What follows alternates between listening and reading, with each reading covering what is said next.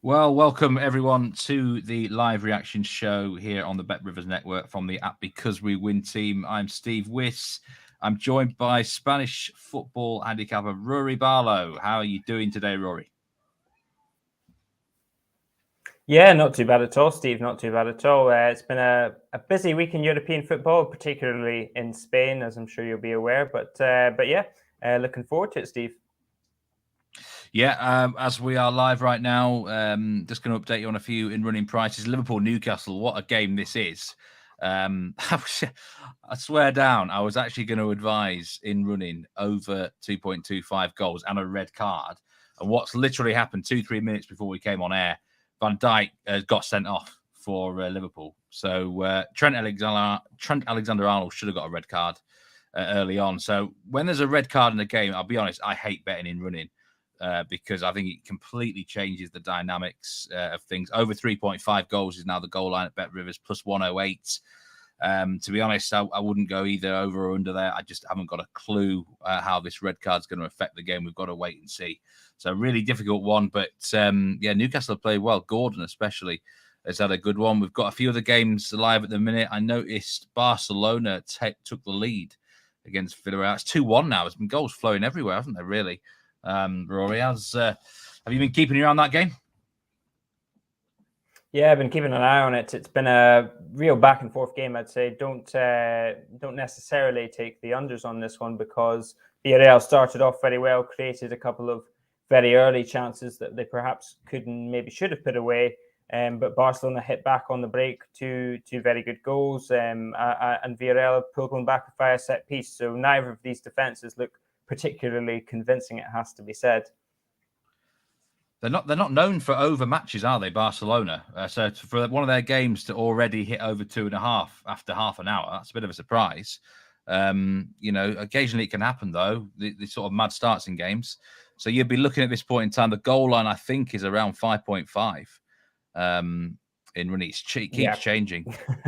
Quite regularly. So if you had to gun to your head right now, would you take over or under 5.5 goals in that game? I'd be tempted just to maybe. I'd probably stay under, to be perfectly honest, just because I know the way that Xavi will manage this at halftime, if they can get to halftime without any further scoring, and I know that he will try and calm things down. He maybe add an extra midfielder and really kind of button the hatches a little bit. And yeah, Barcelona, as I say, not looking particularly solid, but let's not forget this was the best defense in Spain last season. And yeah, I think Xavi will be maybe not too happy with that, even if he is in the stands, suspended as he is from the first game. Yeah, I'm going to have an assessment of this Liverpool game at halftime, which will be in about 10 minutes, 12 minutes time. They have to attack because they are trailing. So I would lean more towards overs in the Liverpool game right now, but I'm not entirely sure. Anyway, this is a reaction show, and we've got you on board here. And there's only really one place I felt we should start, considering you're on the show, Rory. Real Madrid and Jude Bellingham. Now, you had a pre-season futures bet on the outright show on Jude Bellingham to score over 6.5 goals. I mean, you might be cashing by the end of September at this rate, by mid-September, because he's had a brilliant start to life. Real Madrid have generally been pretty good, and they're into minus 175 favourites to win La Liga. That was before Barcelona kicked off today. And I mean, what do you make of that? What do you make of Real Madrid overall? Is Bellingham that sort of missing piece that makes a big difference? And should we keep backing him to score goals? He's already priced up by Bet Rivers, plus 190 anytime score against Getafe next week. Do we keep riding this train with Bellingham, do you think? Yeah, look, I think with Bellingham, as I said, kind of at the start of the season, I mean, this is a system that is very much designed for him. I was on another podcast and I kind of compared him to almost like an Adidas ads kind of marketing campaign, because he's been everywhere. He's been doing everything, putting in those tackles, scoring crucial goals. There's literally not a part of the game where he's not been involved. And I think you look at Real Madrid now, who missing Courtois, missing Militao, both down with it. Oh, what a save from Alisson that was. Alisson just made an unbelievable save. As well. Sorry for interfering with you. Sorry, interrupting there. Yeah, Alisson made a world-class save there against Liverpool. Unbelievable. But yeah, sorry, go ahead, Rory. Yeah, no, I was just kind of saying, I think that the way that Ancelotti set up the side is to get the best out of Bellingham. He's essentially, not in so many words, but said, why do we need Mbappe? We've got Bellingham. And he is going to be the main goal scorer, I think, this season, along with Vinicius. So, yeah, back Vinicius. I backed Barcelona at the start of the season, and I think these early games can always be a little bit, not necessarily deceptive, but teams are still working things out. And particularly, I mean, even with Barcelona, you wouldn't have said that 16-year-old Lamine Yamal would be anywhere near their team at the start of the season, but right now he's one of their best players. So yeah, I think I will stick with that. I think if you're looking for value, look at Atletico Madrid, because they are plus 900 dark horses. Atletico Madrid. Plus 900, exactly, yeah. And I think those are very good odds for a team that I don't think is massively far off Real Madrid and Barcelona right now. Again, we'll see at the end of the season. But yeah, I'd stick to Barcelona just about. Yeah, there's a match in France at the minute that's live. Lorient against Lille. It's just kicking off the second half. I would actually recommend an in-running bet here on Lille. Minus half a goal at plus 104. Basically on Lille to win the second half. Not often. I always prefer taking goals rather than sides, but I think there's a good chance this match ends 2-1 to Lorient or 2-2. Lorient are known for kind of shooting their load early, really, in the first half, and they have poor second half results. So I think that's not a bad bet if you're looking for a bet in that French Liga game. So it's interesting you were saying that Atletico Madrid are a bit of value there in La Liga. Maybe it's going to be, I mean, let's hope we get a 3-horse title race. Just in terms of Real Madrid overall, because they have been backed in the Champions League as well, even though obviously a ball's not been kicked with any of the big teams. We don't know the groups yet.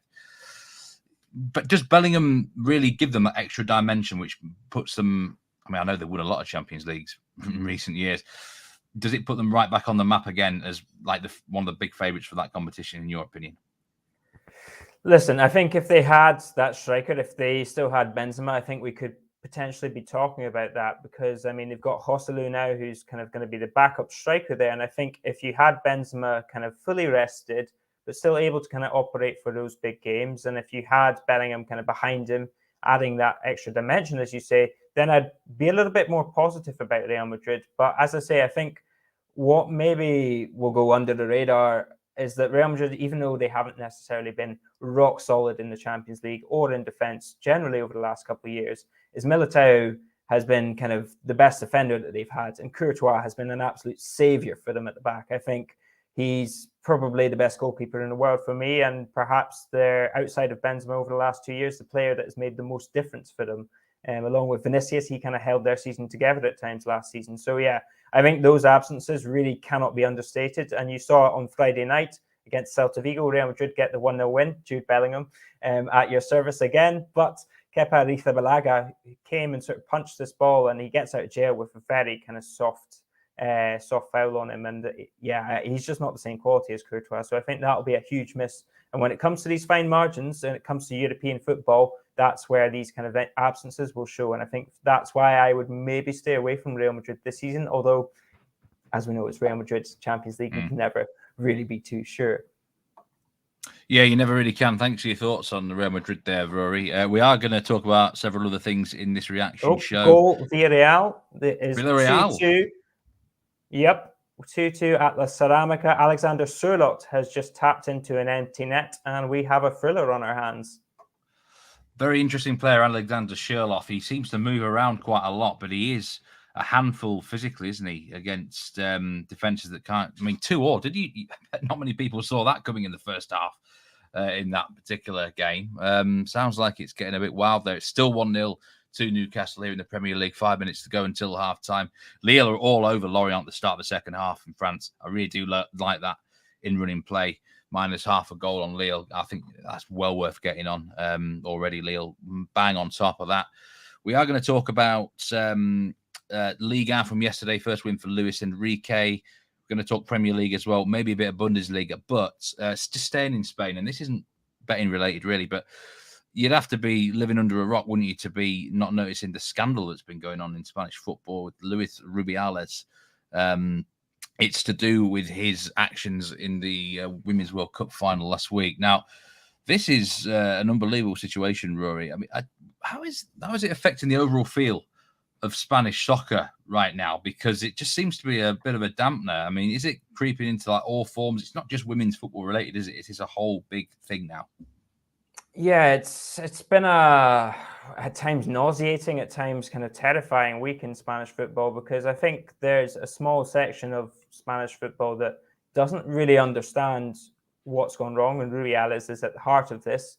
And you saw kind of the room of people applauding Rubiales is, I mean, again, it's kind of a much more kind of serious issue, but it was very much a Leo DiCaprio, I'm not leaving kind of thing at the General Assembly on Friday night. So I think there's been a kind of real kind of look in the mirror moment here for Spanish football. It's been described as the Spanish Me Too movement. It's been a real big deal in Spain. And I think generally people are kind of, looking at Spanish football and thinking in terms of leadership, where exactly is it going to go? And how long could this kind of last? In terms of the men's game, I mean, there's been support from the men's side, but it's not going to really have too much impact one way or another, to be honest. But the mood in Spain is very much kind of questioning its own character, questioning the leadership, and exactly where the game's going to go. Because right now we have an unsustainable where the women's team, essentially, there's no coaches left apart from Jorge Vilda, who they've complained about. There's only Rubiales is really left at the kind of the helm of Spanish football, and the women's team have qualifiers coming up in a few weeks. So there's no players. I mean, 81 players, I think it was, have said that they won't play until things change, and so who knows what's going to happen when those qualifiers come around.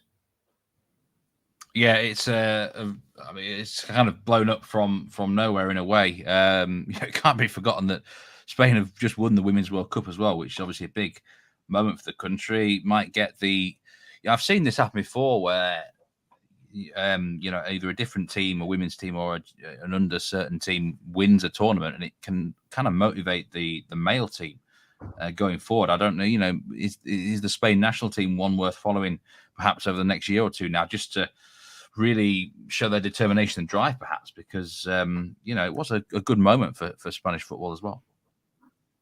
Yeah, I think that's been one of the overarching narratives, is there's been a lot of kind of lamenting of the fact that this should have been a moment of celebration. We should have been spent the whole week just talking about them and how well they've done and the achievements that they've managed. But the fact that you saw Luis de la Fuente alongside Jorge Vilda applauding Luis Rubiales' speech, that was really kind of a sour note for Spanish football. And a lot of people are saying that he should be gone as soon as Rubiales is as well.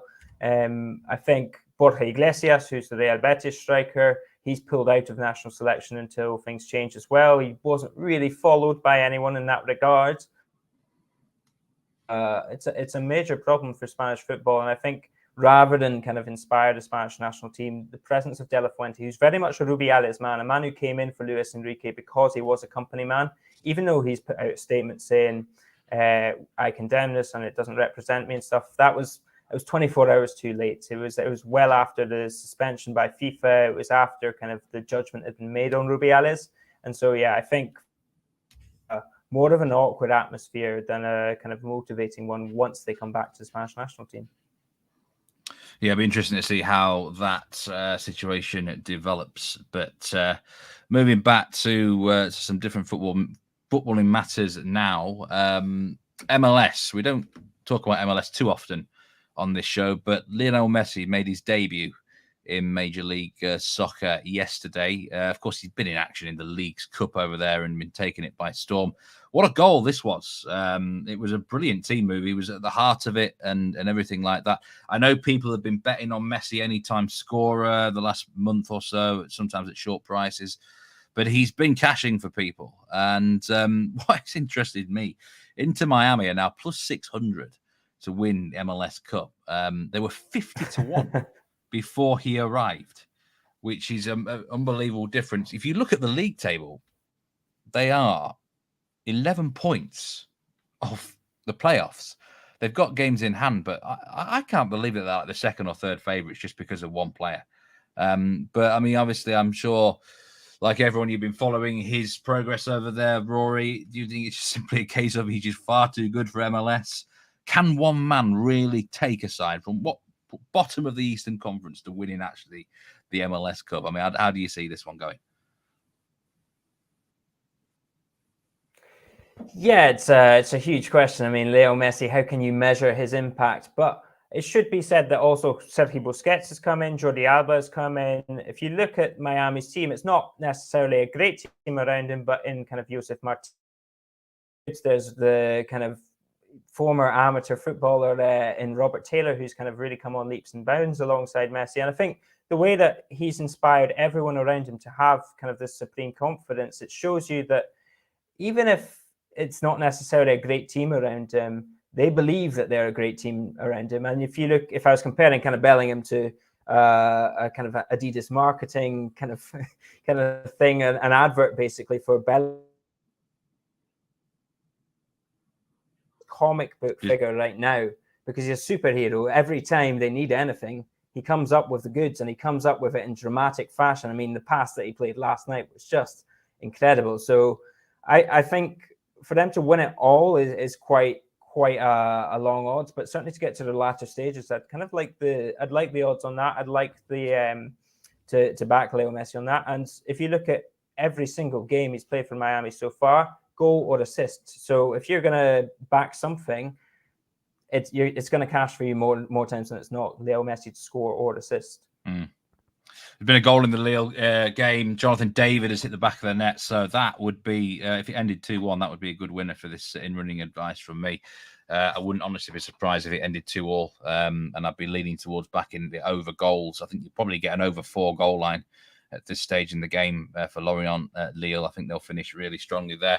Heading to nearly half-time at St. James's Park, still 1-0 to Newcastle United. I think the thing with this MLS outright, there's a cynic in me, Rory, and that the league will want to have Lionel Messi in the playoffs because they want eyes on their league. And I just wonder if they watch this closely, they could get decisions in the next few weeks. Free kicks, penalties, things like that, tight calls. I think it's asking a hell of a lot, though. 11 points adrift to the playoffs. Yes, they've got 2 games in hand. They're going to have to win, I reckon, 7 or 8 games of their last 11 to make the playoffs. And even if they make the playoffs, they're going to be on the road in every game. The way that their playoff system is there, I think they're a terrible plus 600 shot. I think there's a lot more better value out there.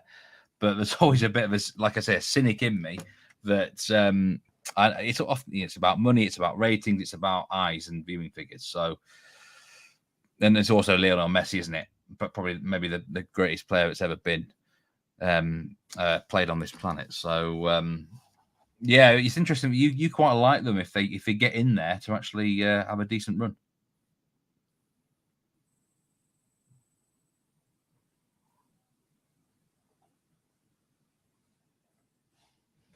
Yeah, no, you may have caught me laughing there because I could see kind of where you were going with that, with kind of the MLS and perhaps wanting their star man. I saw pictures of kind of Times Square last night, and you saw people watching Leo Messi kind of on the big screen in Times Square, just kind of stood out in the streets, and his impact has been real, a kind of real before and after moment, I think, for Major League Soccer. So yeah, I think I understand your thinking there. Again, talk about Lionel Messi just being too good for MLS, but I do think he has those kind of members around him, and I think if he gets enough support from them, and granted they have been lucky on occasions. I mean, 2 penalty shootouts is pretty good going for them to kind of lift that League's Cup. I still think the Leo Messi, if you look at his kind of career path outside of PSG, which is obviously where you've seen him most, but if you look at kind of Argentina, kind of lifting that final trophy, kind of the storybook moment there. I think the MLS, again, here will be set up very well for a storybook moment. I would not necessarily back Leo Messi with a lot of money, but I'd maybe put a little bit on it just because I think the odds are decent enough that you'll get a return. And I think there's a good enough chance that Leo Messi wins them, if not every game, then comes close to winning them every game. Yeah, it's interesting. For me, I would go. I wouldn't be interested in the price because if he got injured or something, I think their season's finished. But that's why there's a lot of different opinions out there, and that's probably why they are plus 600, because one man can make such a big difference. And I'm talking to one man making a big difference. Kylian Mbappe is back in the PSG fold. He's already scored 3 goals in the 2 games he's come back. PSG finally are in the ascendancy a bit more with Luis Enrique, with a victory on the board, 3-1 against Lens last night. Saw some of this game. They were better. I don't think Lens are the force they were last year, but Mbappe looked a lot sharper, I thought. Luis Enrique's side, 66% possession against Lens. He's a manager that you're very, very familiar with. And do you believe that his methods need time, or should a team and the players of the quality at PSG have instantly adapt better and quicker than we thought they would? Yeah, listen, I'll come to you back on this kind of question, because obviously you've been kind of very experienced in terms of PSG and watching them and seeing how they've developed over recent seasons. But one of the things that I would highlight for Lucho is that it's been quite a season of squad turnover for PSG, and Verratti's been linked with a move as well. He might be on his way out. That's a player that has been a fixture for PSG over the years, and a lot of their kind of game plan has been based around him. So it has been a kind of real somewhat of not necessarily turmoil, but turnover for Luis Enrique. So I think even if his methods perhaps will take a bit of bedding in, I think they're going to be very different to his predecessor. I think also the fact that there's been so many new names and there's going to be so much kind of changeover in the way that PSG are going to line up, that's going to be a major part of it. I mean, we're coming from Leo Messi, Neymar, and Mbappe to just Mbappe, who's only just come back into the side. You've got a lot of kind of new, kind of younger names kind of coming through that kind of Kanjin Lee, the likes of him, Marco Asensio, who's obviously gone to PSG to kind of make more of a name for himself and earn that starting spot. I think it will take a wee bit of time for Luis Enrique to mold this side to what he wants.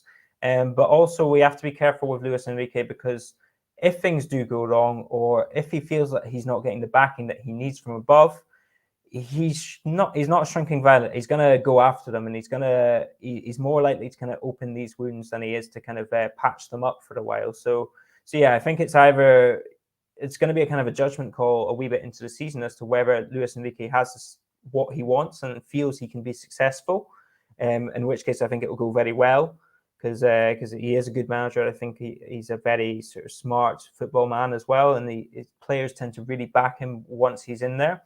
Or we see the cantankerous Luis Enrique, who's ready to take on all the world and blow things up. But it's been underwhelming so far, hasn't it, Steve? I don't know if you see them as kind of growing pains or more permanent issues. Yeah, it's been another goal in the Lorient game. Lorient, unfortunately, have scored a really good goal breakaway. Romain Favre on the score sheet, 3-1. I didn't see that coming, I must say. I thought the goal would be more at the other end. I still don't think the scoring's done in this match, by the way. I think both sides have got, certainly Lille can bounce back from that one. Newcastle-Liverpool at halftime. There's 2 picks that interest me here. Liverpool are plus 137 to score a goal. Effectively backing both teams to score. I don't think they're going to die wondering here. They'll go down swinging. And also over 2.5 goals is at minus 120 range. I can't see this ending 1-0. It could go 2-0. But if it did go to 1-1, I think Newcastle certainly would push for the win. So I don't like taking a goal line at halftime where you definitely 100% need two more goals. I like to kind of wait for like a 2.25 line or a 2, but those would be the 2 picks that stand out to me. This red card can make a difference.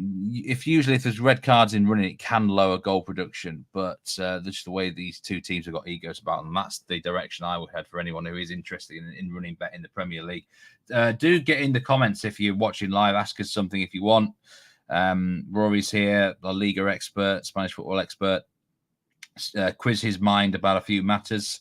But yeah, going back to PSG and Luis Enrique, it's interesting now that PSG, they're into minus 300 to win Liga. And, you know, they were the preseason hot favourites. It's no surprise. They should still have far too much, especially now with Mbappe back on board. Marseille and Monaco leading the way on 7 points. At Marseille plus 700, the closest to them. I actually haven't been that impressed with Marseille, to be honest, yet, but they have got 7 points on the board. Fair play.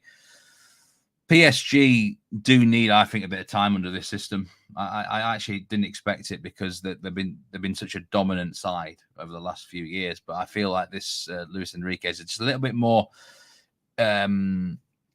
He's a better tactical coach than I think they've had in the last few years. Certainly technical coach as well.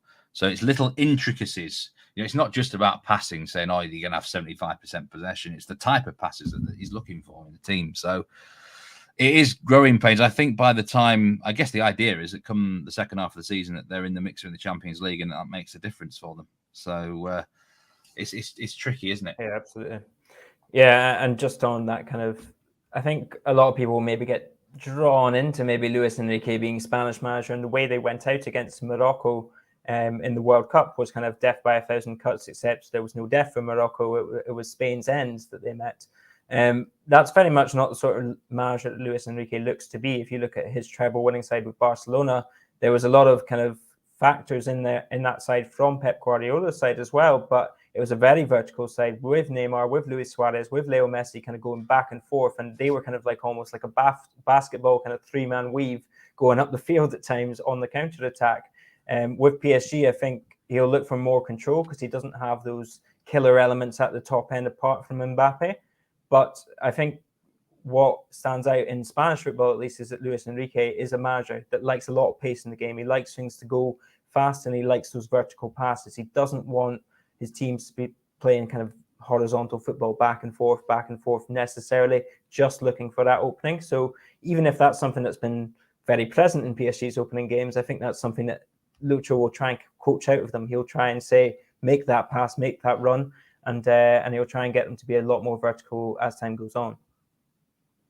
Yeah, it's something definitely to watch going forward. And, obviously their main target is going to be Champions League down the line. So we'll see how they prioritise the season going ahead. We're going to just, this Villarreal match against Barcelona, Rory, plus 255 Villarreal on the money line. Barcelona plus 140. The tie is plus 180 here live on Bet Rivers. If you had to lean towards a match result, which way would you go right now? I'd probably lean just about towards Barcelona, because even though I think Villarreal have been very good and they've kind of created a lot of chances against Barcelona, what we've seen is that Barcelona, when they get into that kind of final third, have been pretty clinical. And that's probably, for me, the biggest difference between these two sides, is that both of them play quite nice football. Both of them can create chances, especially when the other team is open to kind of playing a bit of football in inverted commas and kind of going back and forth up the field. But Villarreal need 2, 3, 4 chances to convert it, whereas Barcelona are much likely to be more clinical. If you look at their bench, you got Ferran Torres, who's looking very much in form and very much confident in a way that he didn't last season. Ansu Fati. You've got forwards on that bench that are willing to come on and kind of earn their place, whereas Villarreal, they do have forwards on the bench. They've got Ben Brereton and Diaz, but it's not the same quality coming off that bench. And I think they just need an extra chance or two to score. Historically, against Barcelona, Villarreal have struggled a little bit, and I expect that to continue here, even if I think it will be very tight. I don't think we'll see 2 goals between these sides at the end of the day. Another goal in the Lorient game, 4-1 now to Lorient. I can't quite believe what I'm seeing here, Rory. They have absolutely hit them. They're such a good counter-attacking side. They've hit them on the break. Shocking defending from Lille. Really is this done now, this game. I think, unfortunately, that advice I gave on the plus minus a half on Lille to win the second half, that's done. It's not going to end 4-3. I don't think. Fair play to Lorient. I didn't see this coming, especially when they went 2-1 down.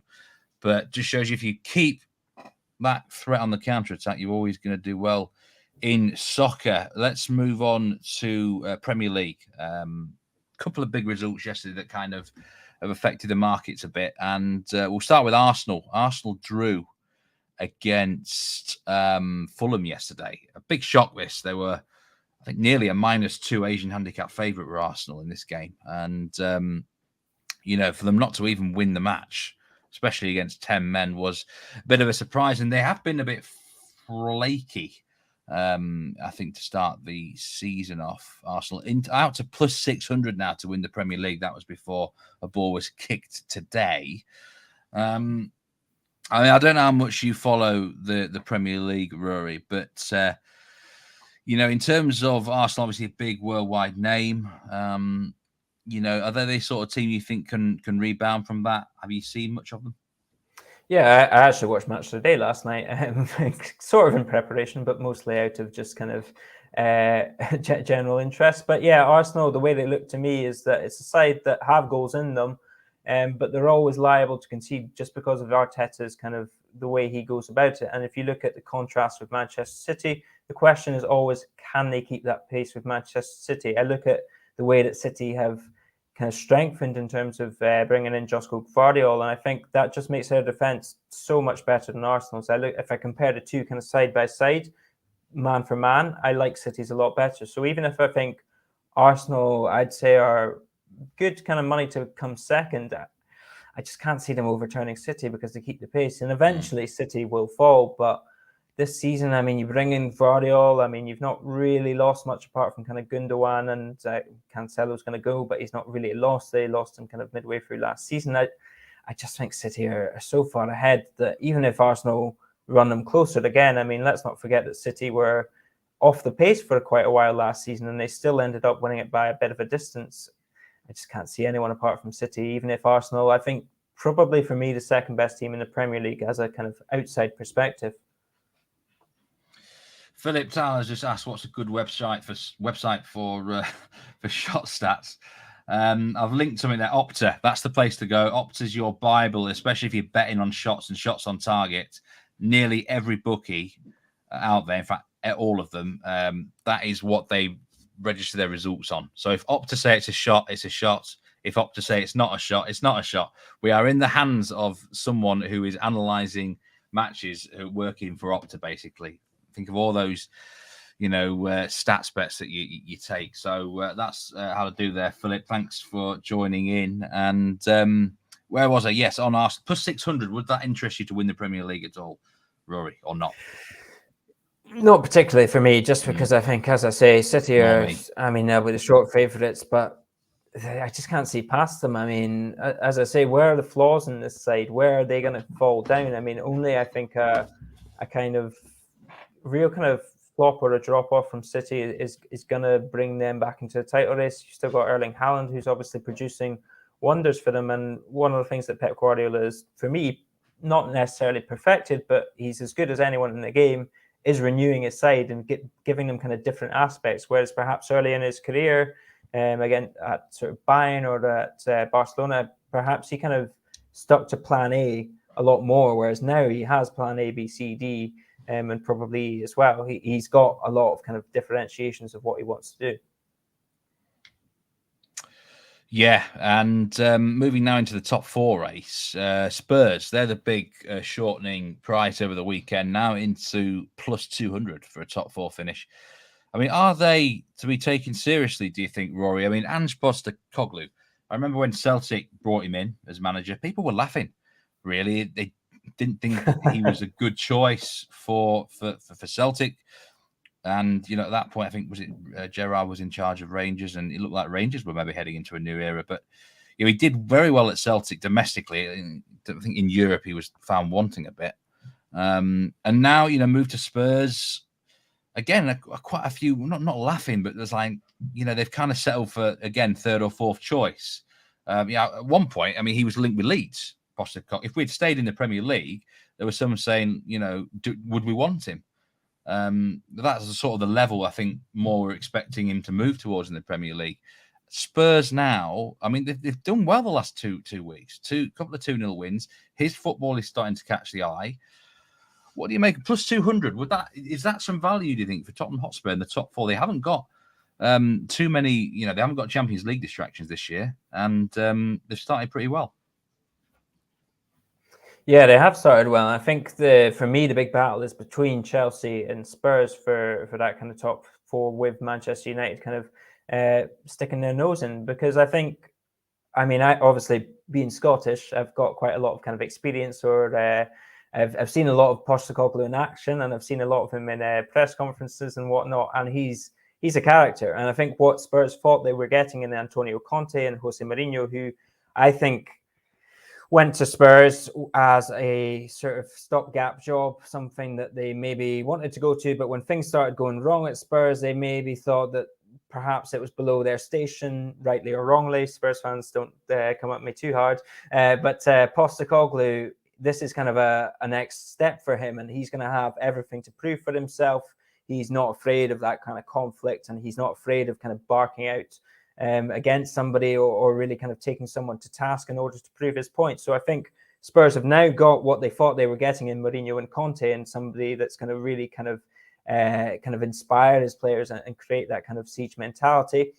Where my doubt with Spurs lies is that goal scoring. You lose Harry Kane, you don't necessarily have an out-and-out replacement. I think it's very hard to replace these kind of star players when they go necessarily with a like-for-like replacement. But yeah, can you necessarily bring in enough goals to kind of offset Harry Kane's departure?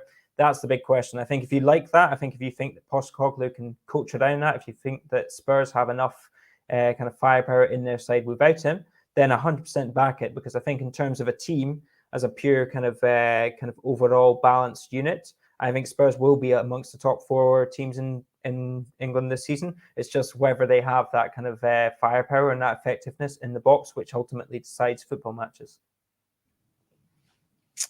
Newcastle-Liverpool has just kicked off second half. Newcastle already with one big chance. Gordon has had a really good game here, I must say. Anthony Gordon, not a player I particularly have ever rated, really, but he's been up for it today, maybe because it's Liverpool that he's facing. But Lorient nearly had a 5th goal against Lille on the break, chalked off by VAR offside. But they have been lethal on the break in this game. Lille, not good at all defensively. I think there's another goal in this Lille game, really. Either end, if they keep defending like this, Lorient can pick them off if they want to.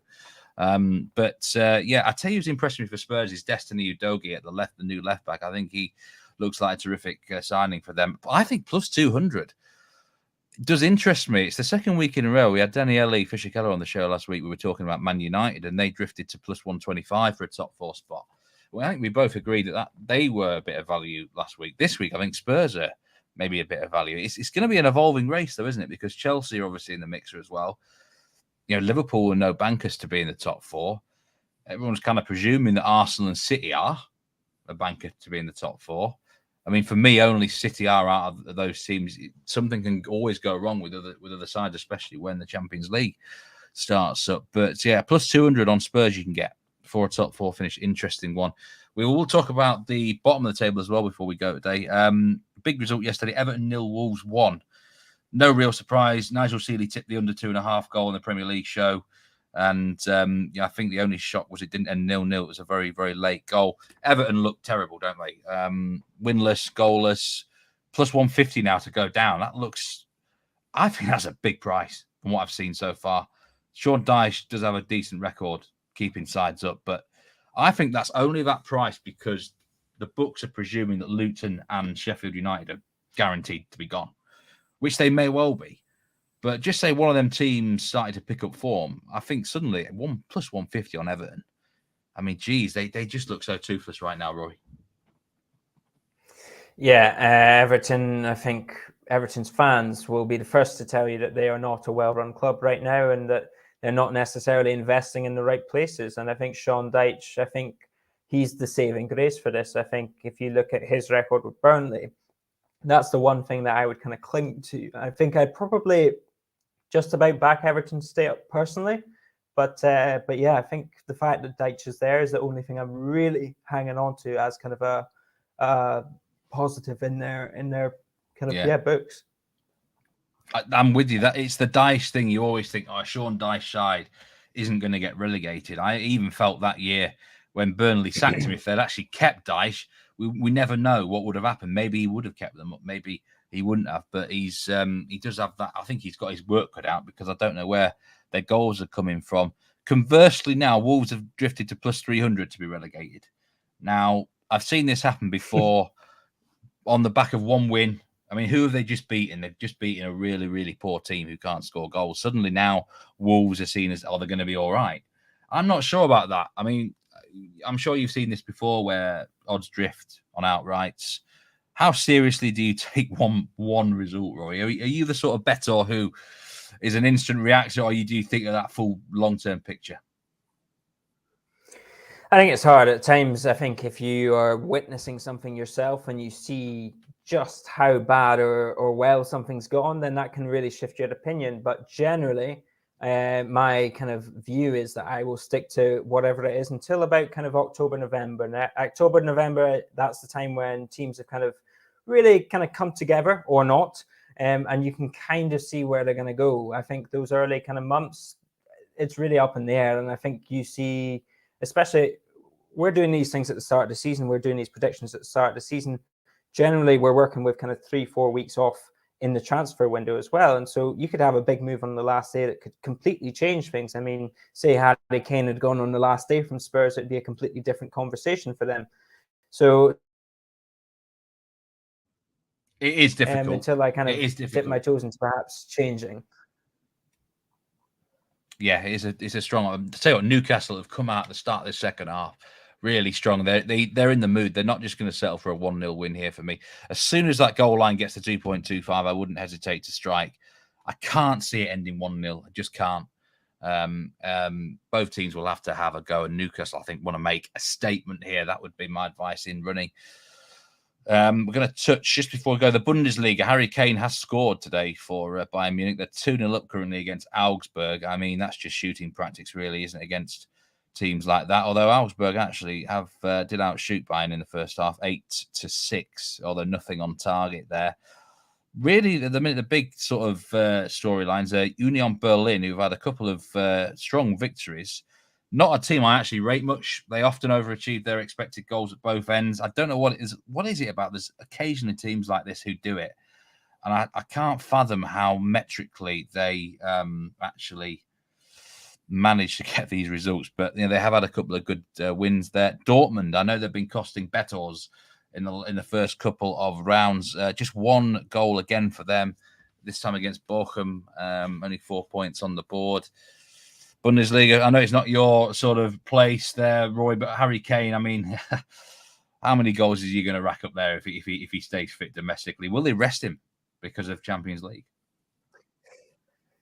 You'd say so. I mean, one of the important things to remember with Germany is that it's only 34 games. So that's a factor you have to kind of bank on as well. And you have to remember that it's not 38 as some of the other leagues. I think the 30-goal mark is reasonable to expect from Harry Kane. Whether he makes that or not will very much depend on how Bayern set up.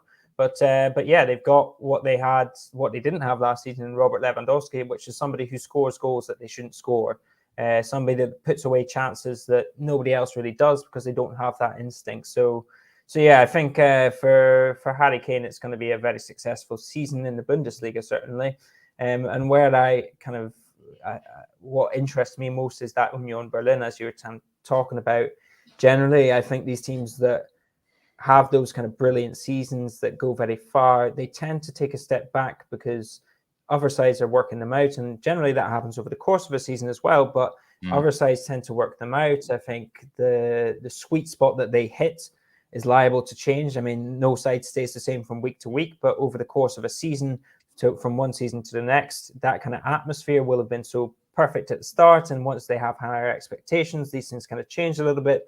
There's new players come in and the manager will try and change the system to freshen things up. So I always back those teams to take a little bit of a step back, especially in now they've got a kind of momentum. They're just coming off a very successful season, as I say. But when it hits December, January, February, and it's those cold winter months and everyone's kind of a little bit less chirpy to get to work, that's when I back Union Berlin to take a wee bit of a step back this season. Who's your team in Spain, Rory? I'm not aware. You might have said this on some of the episodes last year, but do you have one? Well, I was kind of a light-hearted Barcelona fan back in my youth, but these days they're kind of quite hard to support at times. So yeah, more Rayo Vallecano these days at times. But yeah, very much keep a very close eye on Barcelona as well. It's interesting we're talking about Kane. Who do you think is the worst team in La Liga? And if you put Harry Kane or Haaland into that team, how would they get on? It's a very good question because I think La Liga has a reputation Oh, and we do have a goal for Villarreal, 3-2. So Villarreal. So Barcelona's defense might be the one that's on their on their haunches, kind of questioning things. But yeah, Villarreal take the lead in that one. Alex Baena has just scored for them. Big shock on the cards there if that comes through. But yeah, if you put Harry Kane in front of the worst team in La Liga, I think he'd maybe score one or none, because La Liga is now one of the hardest leagues to score in, because all the teams that are towards the bottom are very aware of this, and they bank themselves into kind of very deep thirds of the pitch. Harry Kane is the worst team in the Liga, and he might get one goal. That is a very interesting, look at Robert Lewandowski. Thoughts, Rory. I must say, we should try it out one day. Love these things. But anyway, we're done for this one. I know you got to head off, Rory, but we appreciate you joining us on the live reaction show. Let's be interesting to see how these matches end up with the Newcastle-Liverpool one. Still 1-0. I'm convinced there's more goals. Leo just missed an open goal against Lorient. I still don't think the scoring's done there either. And Villarreal could be getting a huge result in La Liga. Now, do remember to check out, we've got several shows on this week. We're going to be Champions League show with myself and Will White, and then there's going to be another head-to-head battle in the European show with RJ and Will White, who's now beating James Easton this week. But yeah, Rory, I think you'll be back on a couple of shows again, perhaps just after the international break. So we look forward to that. And take care of yourself. Yeah, pleasure's been all mine, Steve. And look forward to being. I think we might just lost him a little bit there in terms of the connection. But take care, everyone. See you around, and goodbye.